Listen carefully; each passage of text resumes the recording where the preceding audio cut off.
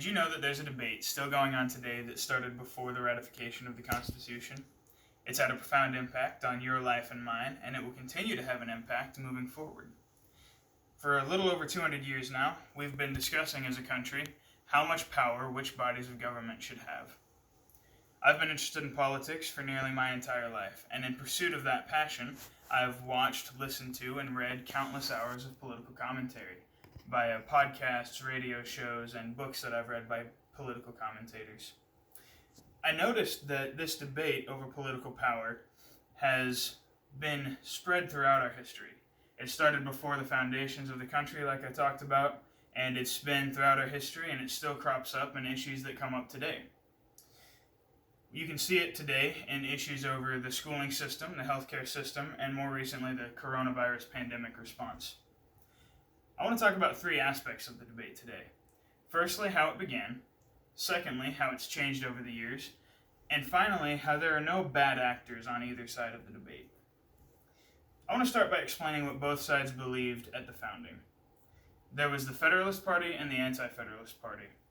I want to start with a quote by Publius, who wrote in Federalist II, quote, "Nothing could be more certain than the indispensable necessity of government, and it is equally undeniable that whenever and however it is instituted, the people must cede to it some of their natural rights in order to vest it with requisite powers." He thought that it was important that we give some of our rights up in order to have a governing body that could protect our other rights. He feared also foreign nations. He didn't think that the Articles of Confederation already in place were strong enough to let the United States deal with foreign entities. He was afraid that because the states would banter back and forth, they wouldn't be able to quickly respond to threats or other foreign issues that come up. On the other side of the debate, John Dewey wrote in the Anti-Federalist about how he feared that the Constitution wasn't easily enough amended. He also didn't like the idea of writing laws that our descendants would have to live by. He was a fan of repeatedly coming back to laws and repassing them. He thought that it would be more fair for people to have a say in the laws that they were being governed by continually repassing them instead of letting them be set in stone.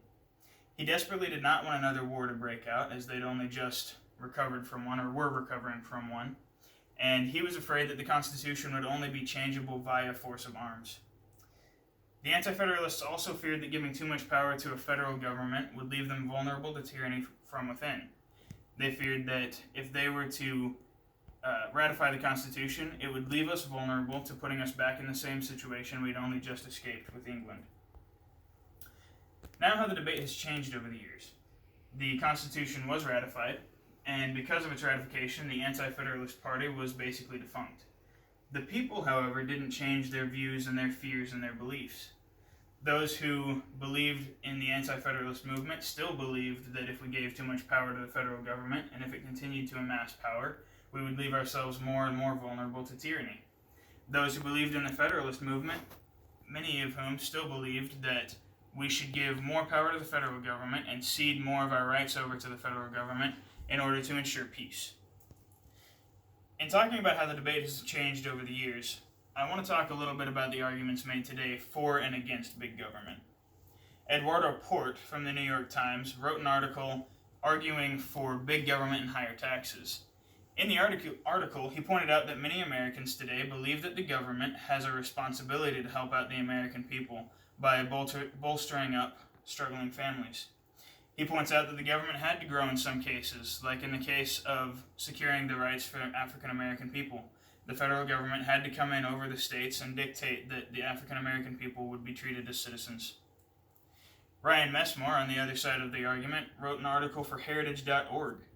In that article, he pointed out that the more the government provided, the more influence and thus control that government would have. He explains, quote, "A government that provides can demand allegiance, and misplaced allegiance is a threat to democracy." He also explains that furthermore, the American people would be better provided for by the private sector and by smaller local governments. He says, quote, "The more moral case for good but limited government rests on the competency of other institutions to provide for the needs of citizens and to cultivate the virtues necessary to fulfill the moral obligations that sustain a free society." He and many other people believe that the federal government is not best suited to provide for the American people. He thinks that, like I do, a limited federal government with a strengthened community would better provide for the American people and protect their liberties and freedoms at the same time. We talked a little bit about some of the hot topics today when we mentioned the school system, the healthcare system, and the coronavirus pandemic response.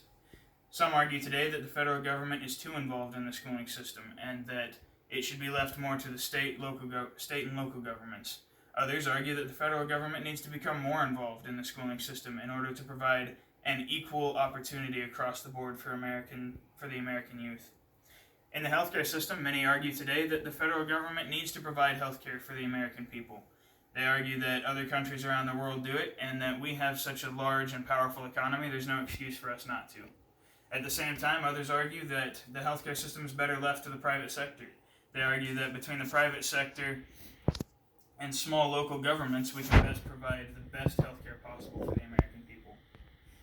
More recently, with the coronavirus pandemic, many have argued that the federal government needed to lay out mandates across the board, and that only by doing so would we be able to slow the spread of the disease, while others on the other side of the argument tried to point out that the state and local governments should be responsible because not everywhere across the nation has the same situation. New York, for instance, was in a much worse place than Fulton, Missouri. They pointed out that this would better protect the liberties of people who weren't really at that great of a risk. There are no bad actors on any side of any of those arguments, and that holds true across the board with all of the arguments that the power debate falls within.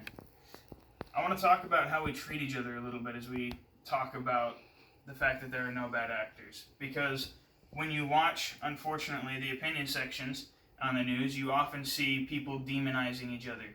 Everybody is tearing down the other side and acting like they're horrible people, monsters, and unfeeling. In reality, however, we all want the same things. We all want safety and freedom for ourselves, and we all want our family members to have the same benefits. We can and we must learn to disagree on the argument and yet stay rational and kind if we want to live in a free and functioning society.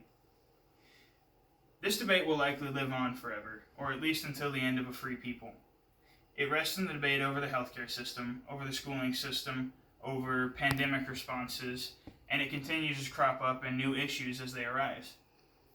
What I hope that you can take away from this speech is that nobody is a bad actor. Everybody wants the same things. We're all trying to protect ourselves and our families, and everybody's acting with that motivation behind them. I also hope that you can take away an appreciation for this debate and why it's so important in your life and how it affects you and how it will continue to affect you. Thank you for your time, and I appreciate it.